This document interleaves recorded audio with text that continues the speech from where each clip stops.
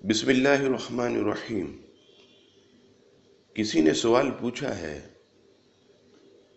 کہ نماز میں تکبیر تحریمہ کے علاوہ ہاتھ اٹھانا جائز ہے یا نہیں؟ جواب سماعت فرمائیے۔ نماز میں صرف تکبیر تحریمہ کے وقت ہی ہاتھوں کو اٹھایا جائے، بار بار ہاتھ نہیں اٹھانے چاہیے۔ چنانچہ اس ضمن میں امام نسائی اپنی سنن میں حدیث نقل کرتے ہیں، حدیث نمبر 1061۔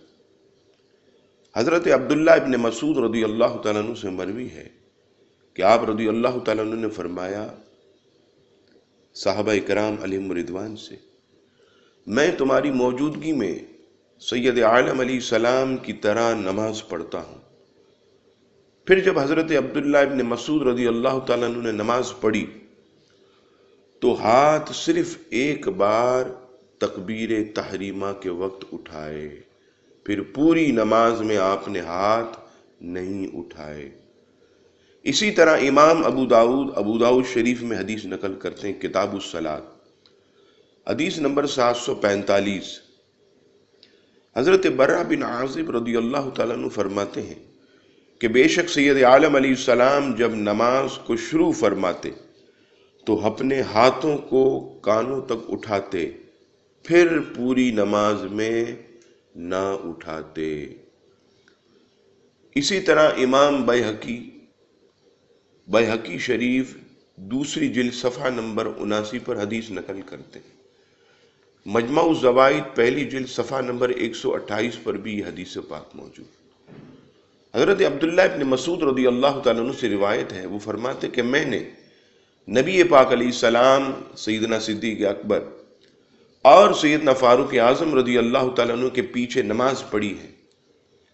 انہوں نے سوائے نماز کے شروع کے یعنی تکبیر تحریمہ کے علاوہ پھر اپنے ہاتھ نہیں اٹھائے۔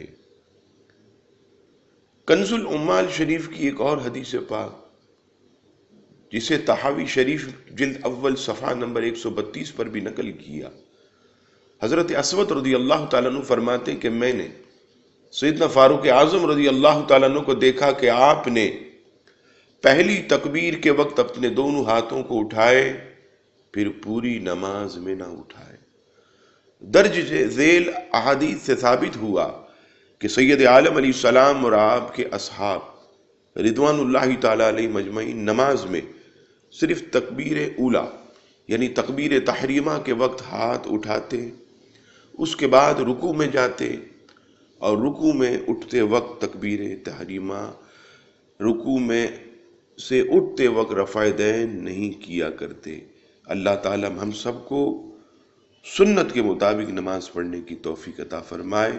وما علینا الا البلاغ المبین۔